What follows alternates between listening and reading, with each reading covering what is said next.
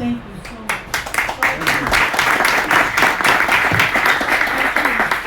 So I'm telling the story at Miami Stadium. My dad was, he was running the show. He had the box office money on him. He wasn't supposed to. He usually had Miami policemen around him, but he was walking out of the stadium. Thousands of people, everybody walking out at the same time. My mother liked to carry a gun. Because she was very overprotective of my father and myself. So as we walk out, I was like 10, 9. We're walking out of the stadium. My father's walking along with everybody. No policeman or anything. And I didn't hear as much as she did, but some man was yelling, oh, Venezuela was supposed to win, and they were upset about who won the game. And my father started screaming for my mom, Chiquitica, Chiquitica. Chiquitica's the little one, that was my mom's nickname. So my mom looks back, and what does she think? That someone's attacking my father. Out comes the gun. I'm not kidding you. This wall to wall, you haven't heard this, have you? Wall to wall people. We were just walking out like this. This is my mother. She never pulled a gun in her lifetime, I think. Well, okay, one other time. I can tell you that one too. This is her.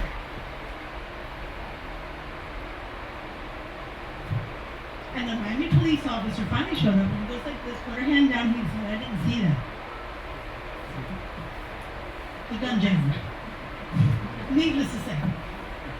But that was one of the crazy stories, memories that I have from Miami Stadium with my mom. The other one is I was the back row for one of my dad's World Series games. I never thought women should be on a baseball field. I'm very old school. So I was the back row once in my lifetime when I was 18. But at one point, standing room only in the stadium, the USA Miami team was on the field. This was in 77. The umpire starts motioning and everybody in the dugout says to me, he's calling you. And I'm like, I'm freaking out because the distance between the dugout and home plate for a girl like me that's never been on a field or anything, I mean, I've been on a field, but not in this position. So the umpire, I said, I can't hear you. He gets really close to me. He goes, I have no balls. So I looked at him and I said, what? He goes, I have no balls. So anyway, end of story.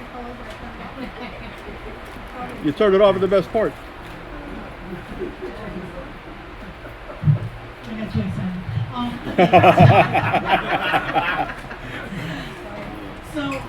So I ran from home plate, obviously, to the dugout and out the stadium, hoping I would find my father. And I finally found him in the parking lot. The parking lot was, I don't know if that's East or West or whatever. This is the front of the stadium. It was like a little press park and VIPs. And I said to my father, I don't know, the umpire says he's got no balls. So he said, oh, so we go to the trunk, he gives me the balls. I run back. The game is stopped. There are no baseballs on the field. They're not playing. They had to stop the game. And I wasn't really in shape then either. So I was running. I couldn't breathe. So I came and I'm running and they're falling and there's people grabbing the boxes with the baseball in them. So that was that. That's another Miami Stadium experience and I'll never forget. And one more thing about my father. I'm going to ask you, what are the chances that this would happen? And I'll leave you with this. When my father passed away, we were at the funeral home doing the paperwork. And the young man, the employee of the funeral home, he looked and he said, is this the baseball guy? And he also used to do like announcements and he'd call games and stuff. Oh yeah? He goes, oh my God, I can't believe it. I've got chills.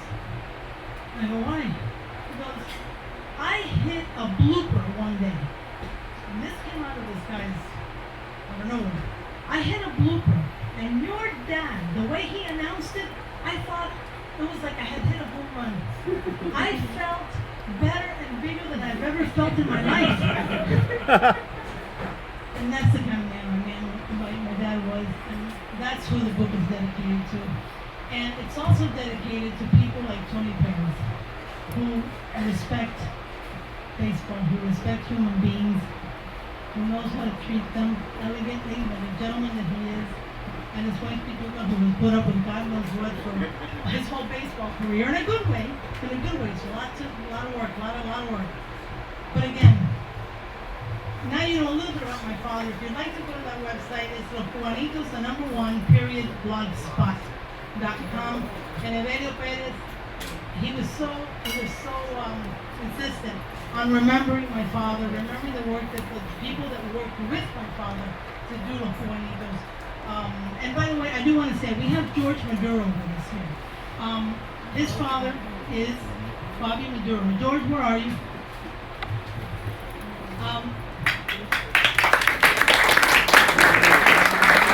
Miami Stadium was named Bobby Maduro Stadium. And Bobby Maduro was a very good friend of my dad's. Bobby Maduro had started also an organization in Cuba named Los Juanitos. Because my father and Bobby were such good friends, I really have no way of knowing whether my father created Los Juanitos here because Bobby said go for it, or whether I don't know the particulars. But I think that both men were very important, and I think you'll see a theme here is fathers and sons. Because a father, in my case, it's a daughter and father, and I didn't play baseball, but it's the relationship with your kids is so important, particularly you play catch with your son, you take him to a baseball game, you teach him baseball, you encourage them. Mentoring kids is very important, and I think nowadays maybe everybody's very busy, parents are going nuts because there's just so much to do, but I think that if you teach your kids respect of the sport, respect for others, respect for your parents, and guide them the Tony Perez way, the Emilio Cabrera way, I think our society would be even better than maybe how it's been. No offense to any parent, but thank you all. I love baseball. When I died, bury me. And by the way, I'm really ticked off that Miami Stadium was demolished, but I won't get into that.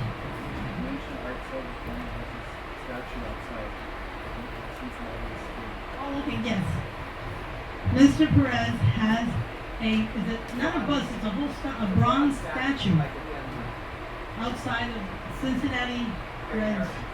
What is it? Great American Park. Great American. They changed the names of the park so much. I can't. Anyone else who has a statue of themselves in bronze, life size, or larger, please stand up. Anyone else in the room? Thank you for that. Wow. So again, today's about memories. We hope that you're able to stick around and share memories with us about your experiences with Miami Stadium, etc. Now comes the main show. But he has no Miami Stadium stories of anything. Thank you. Thank you.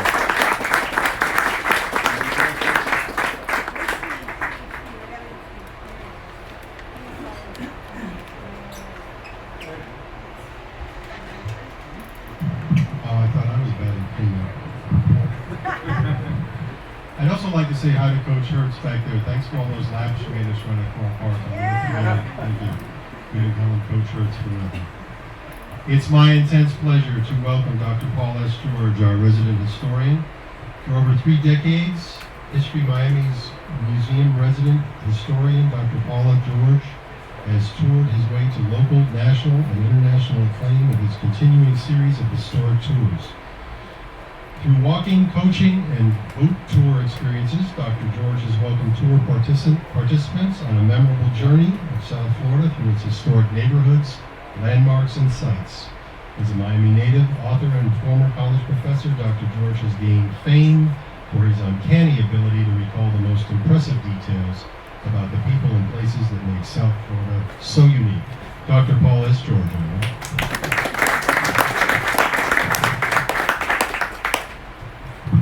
Thanks very much. Delighted to be here and to be in the presence of so many wonderful people, beginning with the Perez's, and this is wonderful. It really is. I wanted to read to you something in a way of introducing a book by Sam and Barbara that I put together today and just thinking about what you've done with these two publications as well as some of the articles you've written. So here goes. We have short memories. Many years ago, I brought a young, highly enthusiastic baseballer, a family friend, with bat in his hand to our TV room to view a large framed photo that is my pride and joy. It shows the great Mickey Mantle, age 23, just 1 year away from winning the Triple Crown, with his arm around my shoulder during a spring exhibition game in the old Miami Stadium. I stood in front of the youngster, beaming with pride, and asked him what I thought was a rhetorical question. Look at this. Who do you think this guy is in the Yankees uniform? The youngster drew a complete blank. Stunned, I decided to express some clarity in the photo. I explained that it was Mickey Mantle. Surely he had heard of the great Yankees center fielder. Again, he drew a blank at the mention of the name. Sam Zygner gets it. Our memories are short, especially in a vast metropolitan area like Greater Miami. There's really an 80-degree turn away from its deep south, northeast U.S., heavy tourism center culture in the past 2 generations. Sam's earlier book, The Forgotten Marlins, a tribute to the 1956-1960 team, placed the spotlight on a AAA team that sent many players to the majors, but most importantly, gave us the redoubtable Satchel Paige for a few years.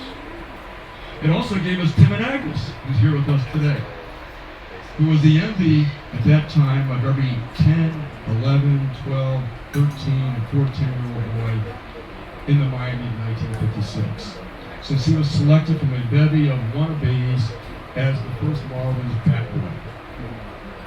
And just as an aside, we have Bob Rankin, bat boy for the Miami Beach Flamingos, 1952, also with us today.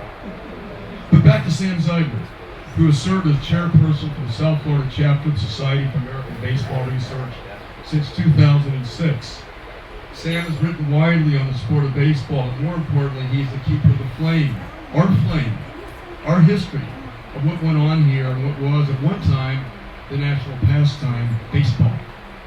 In Baseball Under the Palms, History of Miami Minor League Baseball, the early years, 1892 to 1960, written in collaboration with Barbara Cabrera, Sam provides not only a look at the sport, but also, and equally important to me, a look at the rich history of the area throughout the period under study. Despite its youth, Greater Miami has been the beneficiary of a multitude of studies focusing on its unusual history. Sam's book represents another quality work in this category, as well as the proverbial wake-up call for perhaps 99% of the nearly 3 million Miami-Dade residents of today who call this county their home and are unaware of this great sports story. Give it to him, Sam. Thank you.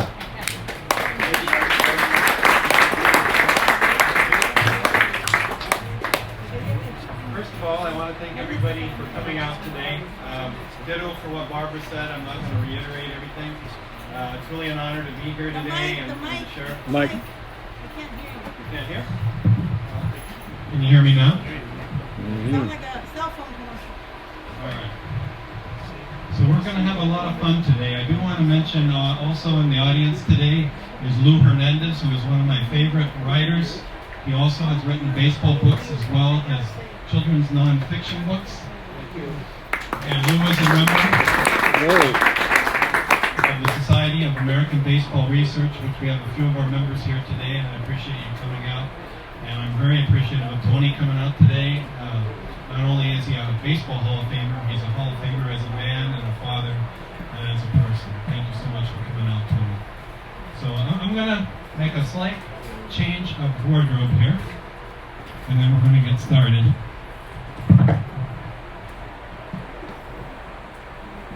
You remember this, right, Tim?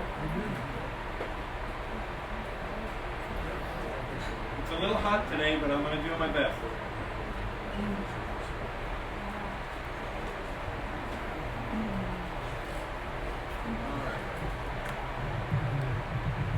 We're going to go back in time, and we're going to do celebration of Miami baseball history of the Magic City.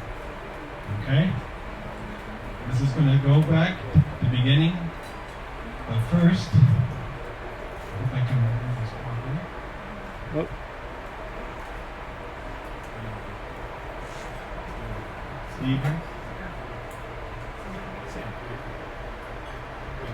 Pointed here.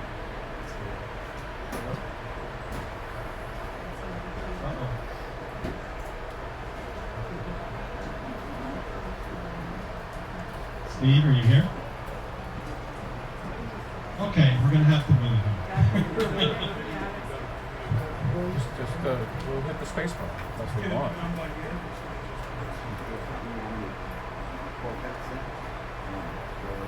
All we gotta do is hit the space bar. Just hit the space bar. There we go. All right. How many in the audience remember this television show? Oh, yes. Well, every week, Robert Colbert and James Darren would travel back in time through the time tunnel and various adventures. So we're going to use our imagination a little bit today. We're going to go through our own time tunnel. And we're going to go back to 1892. In 1892, Miami was literally a little dot on the map. Sometimes wasn't even on the map. It lay between the Everglades and the mangrove-lined Biscayne Bay and Atlantic Ocean. And in 1892, on a July 4th day, the city of Coconut Grove and Lemon City gathered for a game of town ball. And it was covered by a newspaper called the Sun Tropical. This was the first recorded baseball game in the area. Lemon City prevailed 18-17. But Miami was going to change very quickly. In 1896, the railroad that Henry Flagler was building from Jacksonville to Key West arrived in Miami in 1896. Shortly afterwards, the city was incorporated and construction of the Royal Palm Hotel had begun. Can we go back one? I jumped ahead. This became the very first ball grounds for the city of Miami. And at the time, of course, the Royal Palm was the cultural center of Miami. And the very first baseball, semi-pro and amateur teams mostly played on the home grounds. By the 1910s, Miami had literally grown from hundreds to thousands of people. And prior to 1913, there was a call from the citizenry, civic leaders, and citizens that they wanted a higher grade of baseball than what they were currently under. And what was formed was the Miami Baseball Association. And the Miami Baseball Association decided that they wanted to have a minor league team. So they got together with some other cities in South Florida and organized what was called the East Coast League, which was an outlaw league. Now the outlaw leagues were very unique because what the outlaw leagues weren't part of what they called the National Association, which was the governing body of all minor leagues in the United States. So what this was considered as an outlaw league, they did not have to honor contracts of other minor leagues.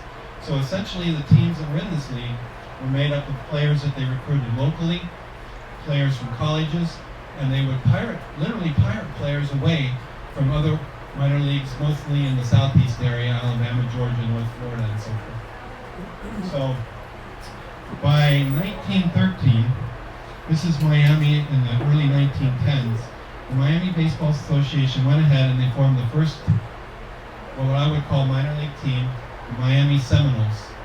Now the Miami Seminoles played for 2 years, from 1913 to 1914. The main teams in the league were Fort Pierce, West Palm Beach, Fort Lauderdale, and of course Miami. And the first champions were actually the Fort Lauderdale Tarpons, who had one former Major League pitcher on the roster, a gentleman by the name of Orth Collins, who had pitched for the Seminoles. All right, so we start after 1914. World War I is starting to brew. People's attention is starting to turn more towards the war effort around the world. But there's another man that had a vision for Miami, and his name is Smiley Tatum of the Tatum Brothers. The Tatum Brothers were a consortium of brothers who were early developers of Miami, probably the key developers of Miami at the time. But Smiley had a vision. What he wanted to do was he wanted to bring spring training baseball to Miami, Major League Baseball.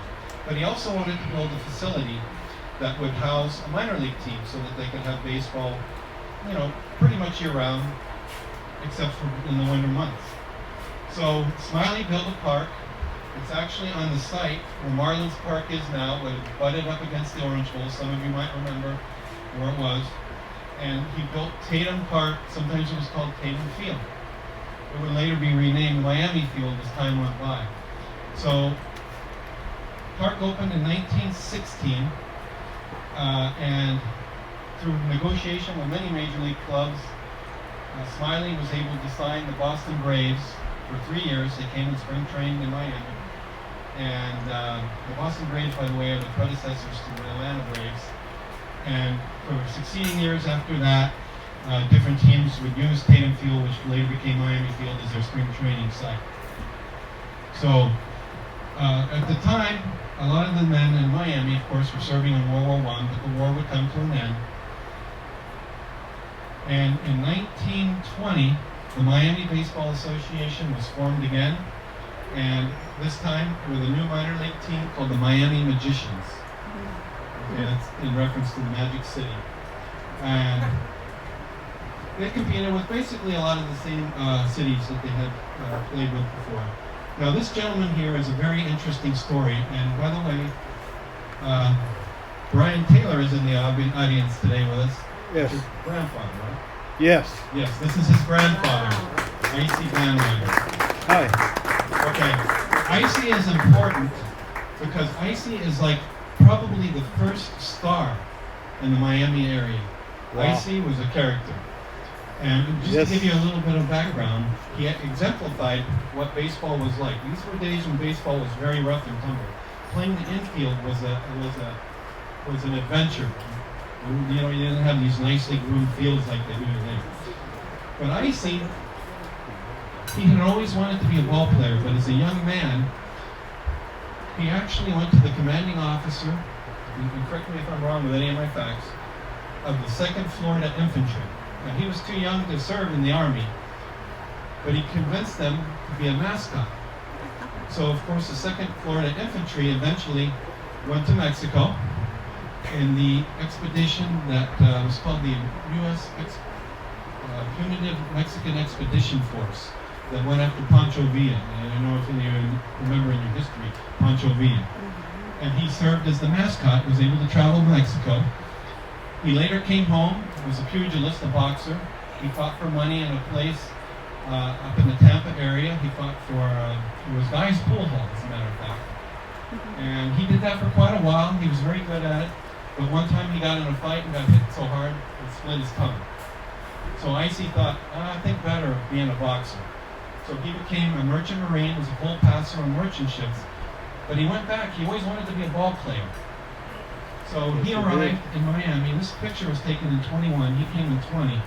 And he earned a spot on the Miami roster, the Magicians roster, as an infielder. And Icy was very popular with the fans. I would kind of liken Icy to Pete Rose. He played the game at 110%. I mean, slid hard. He got in a few scuffles along the way. That was the nature of the game back then. But Icy, along with a gentleman by the name of Louis McReynolds, who was also a star player on that team. Louis later became a boxing commissioner in the city of Miami. They teamed up, and they had a pretty good team. They won the championship in 1920. And they were really looking forward to 1921, repeating as champions, but there was a threat to the league. And at this time, as there was in a lot of parts of the United States, they had something called blue laws. Now, blue laws were laws that were put in the books that were supposedly to disallow any type of certain activities on Sunday. One of those would be baseball games. Now, this law was not enforced as strong in some areas as others, but the pro-blue law faction in the Miami area wanted to stop this. So the Magicians came out for opening game. They played their opening game, and the police were waiting for them after the game, and they made a few arrests. They arrested all the team members, not only from Miami, but the amateur games that were going on. They arrested the Miami Beach Fire Department team. So there's a little bit of Miami Beach trivia for you. Yeah. So this case came to trial. This was a big deal. This was in the front page of the Miami Metropolis. They covered this. And they went to a trial in front of a Judge Morfleet. It was covered very, very extensively by the local paper. They had a trial, and to make a long story short, the judge ruled in favor of the baseball team. So they were able to continue with their Saturday and Sunday games, which I might revert back a little bit and say that was the day that they made their most money, where they had their highest attendance. Unfortunately, the league ran into some financial problems, and it closed down in 1921. But baseball comes back. This time, the Florida State League, which is an established minor league in North and Central Florida, was looking to expand into better territories to improve their financial situation. And a team called the Greenton Growers is about to collapse. Financially, they haven't made it. And so the gentleman who owned the team looks at Miami, and this is the first officially sanctioned minor league team in Miami, the Miami Hustlers. Now, the first half of the season, they did terrible. They were really bad. So at the mid-season, the Florida State League would play a split season. Half the season would be the first half champion would meet the second half champion, to put it briefly. So the Hustlers started to rebuild and hired a new manager by the name of Cotton Knopp. Knopp was a former major leaguer, and he also had been a big star in the Southern Association, which is a higher level of minor leagues, and he had a lot of connections. So he came to Miami, and he turned things around. He basically tore the roster apart, and by the end of the season, only 2 players were left from the original team that they started on the field at the beginning of the season. And Cotton Knopp even had this gentleman here on the top here, Chief McBee, actually had played briefly in the major leagues for the Chicago White Sox. So Knopp is at the bottom there on the far on the far side. I love the name of the bat boy, Tim and Bob. Bright Eyes, they call him. So the Hustlers actually turned things around. They won the took the second half championship in 27, and then they lost in the finals to the Orlando Colts in 7 games. But this was the first officially sanctioned Miami minor league team. They came back in the 28th season, but because of financial conditions at the time and basically the whole state of Florida, we were approaching the Depression. Not Miami, but the whole state of Florida, the land boom had basically busted. And in 1928, they played most of the season, but the league folded at the end in 1928. About the same time, Flamingo Park, which was built in 25, had started. And this is a picture of Flamingo Park in 1935. And they had started playing a lot of semi-pro and amateur games here, but people there also were expressing an interest in a higher level of baseball. What this does, why this is important, it sets the groundwork for one of the most important and one of the most intense rivalries in minor league history. This is Flamingo Park as it's seen today. By the way, this is the only ballpark left from the era that is still around. Miami Field is gone. Of course, Miami Stadium, unfortunately, is gone. But Flamingo's Park is still there. Thank you, Miami Beach citizens. Okay, so the Depression comes to an end. Economic times get better. And in 1940, through the efforts of a gentleman by the name of Max Rosenfield in Miami Beach, and also a contingent of prospective owners in Miami, they get together and they bring back the Florida East Coast League again. This is an officially sanctioned Class D, which is the lowest level of minor leagues. Minor leagues at the time started at D, and you had B, C, B, A, AA, triple. So in 1940, the teams launch, and so begins the rivalry between Miami Beach and Miami. Miami Beach actually gets the upper hand right away. And in 1941, the second season of the league, they won the championship. They were led by if anybody knows the name of Gene Bearden, who pitched for the Cleveland Indians when they won the 1948 World Series. He was a 20-game winner on that team. He was just starting out then. You see a few people recognize that name. And they had another pitcher by the name of Milt Rosenstein. Max Rosenfeld, the second year of the club in 41, he was the rosters were very small at this time. He was a player and a manager both. And one day Max was at his garage. This was prior to the season, and a young man walked by his garage and came in and got a soft drink. And Max noticed he was carrying a baseball glove and inquired, well, what's up with the glove? I'm sure he said it much different than I did, but basically he said, why are you carrying the baseball glove? Well, they entered into a conversation, and Milt told him that he had traveled from New York to Miami to get a tryout with the Philadelphia Phillies and New York Giants. He was hoping to get signed to a contract, at least a minor league contract, and that he had played in New York for a top-flight semi-pro team called the Socrates ACs, very famous in the area at the time. So Max said, well, let me take a look. What do you got? So Max evaluated him and said, this kid's got some real talent. So he signed Milt to a contract for the Flamingos, and that year, Milt Rosenstein won 20 games for the Flamingos.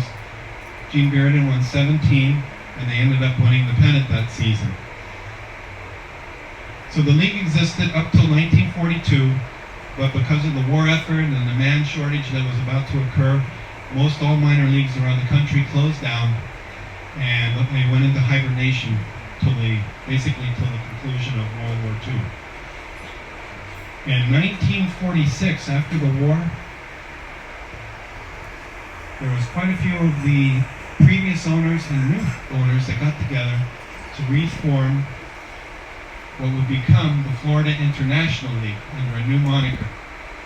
And what that meant, why they called it the Florida International League, is because for the first time in the history of minor league baseball, a non-English speaking country would be part of a league.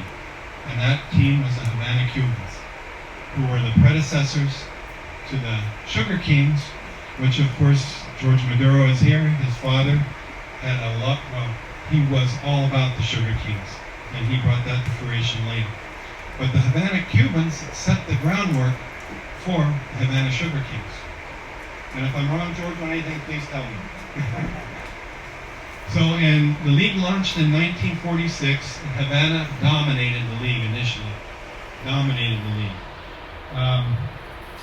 In 1949, I have to point this out, in the back row of the 49 Beach Flamingos, 1, 2, 3, 4 from the left, that's my father-in-law, Emilio Cabrera, Barbara's father.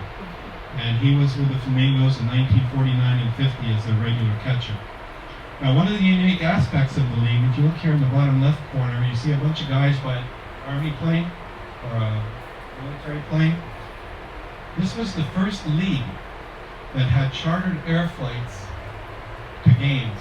Because of the travel involved in going to Cuba, teams were charter flighted from the United States to Havana, and they were treated like kings when they went to Havana.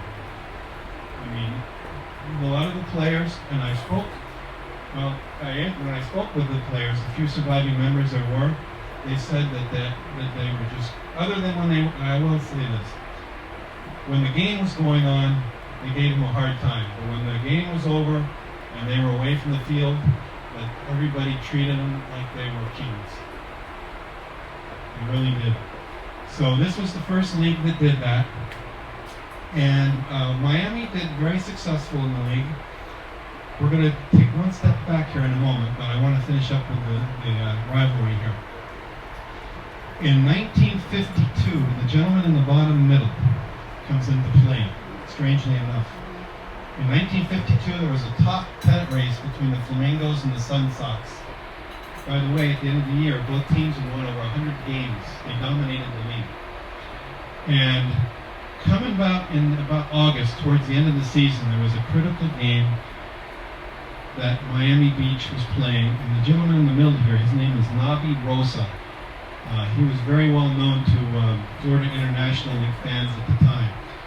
he was a little bit after the same cloth as Icy Van Rhymer. He liked to get in scuffles, and he was a bit of a character, but extremely popular with the fans. So he had been, prior to the game that they were going to meet on that night, had been suspended for insubordination. And so Joe Ryan, who is another prominent name in Miami baseball I want to mention, Joe Ryan was the general manager for the Miami Beach Flamingos during their existence, and many years after for other Miami teams. He was also one of the biggest proponents of baseball in Miami ever, especially in the early days. But Nabi was going to come back for the game, and by league rules, you had to inform the league offices at the time by Western Union Telegraph of any roster changes. So Joe Ryan informed apparently his secretary, or we're not really too sure if he did it or the secretary. They informed the office. Well, Miami Beach went on to win the game 5-2. I think they pulled the game of the Sun Sox at the time for the pennant. And Jerry Waring, who was the general manager of the Sun Sox at the time, he got wind of this, and he questioned if they had followed the rules. And Joe Ryan said, it's a technicality, it's no big deal. If we did send it in late, we still did what we were supposed to do. So Jerry pressed the issue, and what happened is the league actually ruled against the Flamingos. Why this is important? Because when it came down to the last game of the season, the Sun Sox won the pennant by 1 game. Had that been overturned in favor of the Flamingos, they would have won the pennant instead of the Sun Sox. So ultimately what happened in that year is the Sun Sox and Flamingos played for the league championship, and the Sun Sox prevailed in 7 games. Okay, I'm going to backtrack a little bit because I want to talk about this gentleman up in the middle on the far left, J.B. Aliman. Very, very important figure in Miami baseball. Barbara kind of filled you in, so I'm not going to go over a lot of the background, but as a 17-year-old,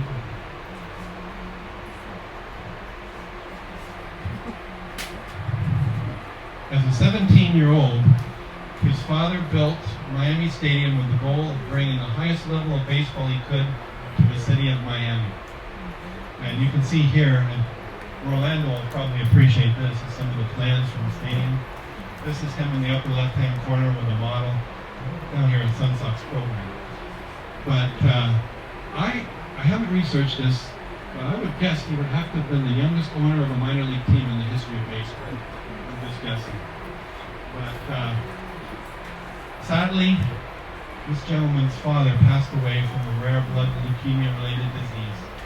But he left his son the legacy of Miami Stadium and ownership of the Sun Sox, by the way, in 1949. Now, one of the great things about writing the book, where you did Under the Palms, was speaking to the surviving players, the few that were still around, of their experiences. And I spoke with a gentleman by the name of Dick McCoy, who was a pitcher on that team, one of the frontline pitchers, and the wife of Billy Darden's wife. Her name's Elvie Darden. And to give you an idea, this man was so generous. Even as a young man, he recognized the plight of certain people and wanted to help, which he didn't really the rest of his life. But Elvie told me that he made sure American players and Cuban players all had a place to live, not a hotel. He owned quite a few apartments around the area, that they were comfortable, and he took care of them financially. And a lot of these guys, Elvie said that when they were in Miami, it was the best treatment. Even when her husband went up to the high levels of the minor leagues, that he always said that Miami and Mr. Aliman had treated them so kindly and warmly that really, interestingly enough,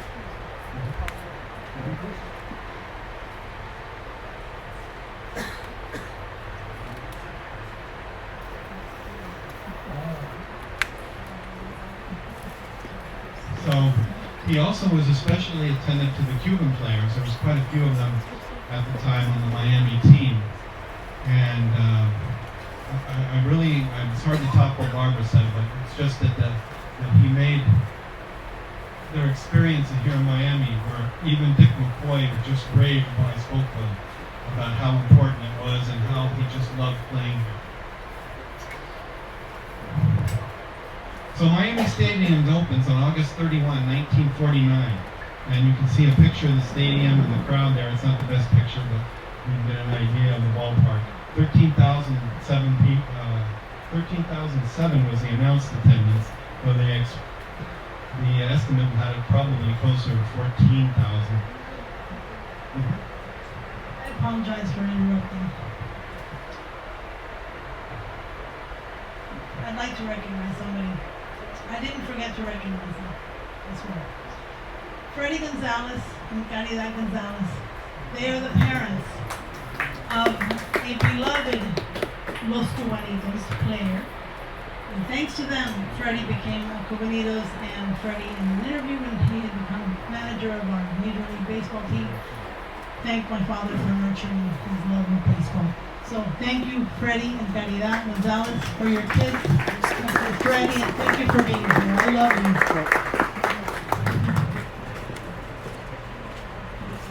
So this is opening night 1949. I'm not going to go over all the details of the game.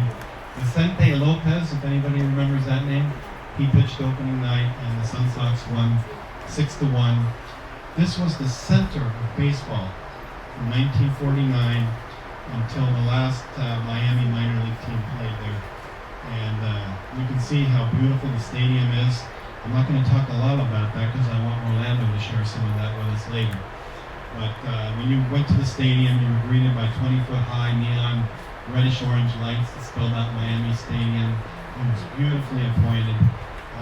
Basically, when Happy Chandler came to the stadium that night, he just raved about the stadium and said it was the best he'd ever seen. Beautiful ballpark. It's a shame it's gone, but that's a picture of that. 49 Sun Sox there on the bottom. This is a young alley man. Is that guy handsome or what? He was a lady killer. Just like his son. And Marito Acosta is in the middle. He's the owner of the Havana Cubans. And Harry Tabor, who worked with Mr. Aliman, is in the picture. There's a picture of Miami Stadium with dimensions and the first box score. The first batter to bat in that game for Havana was Tony Zardone, by the way, who played for the Washington Senators. All right. Well, the league lasted until '54. The league folded.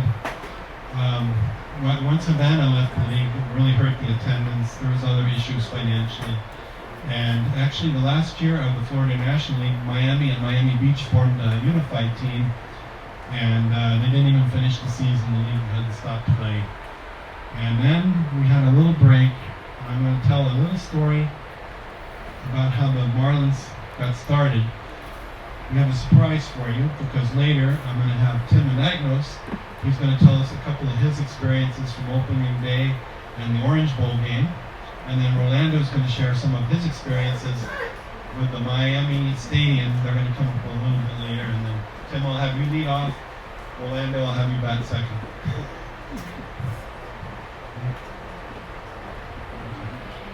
Okay, so basically how the Marlins came to be was in the winter of 1955,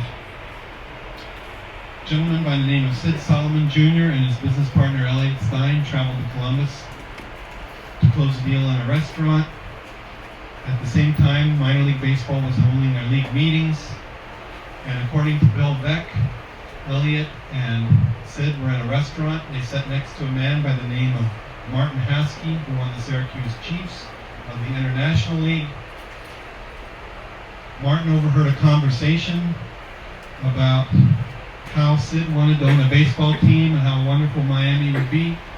And in short order, he reached over the table, tapped Sid on the shoulder and said, "Sir, you got a baseball team." And that's how the Miami Marlins started out. Sid Solomon eventually brought in another key figure to Miami baseball, Bill Beck, to run the team. And in 1956, they launched a very successful season. One of the key things that Bill Beck did is he brought in a lot of veteran players.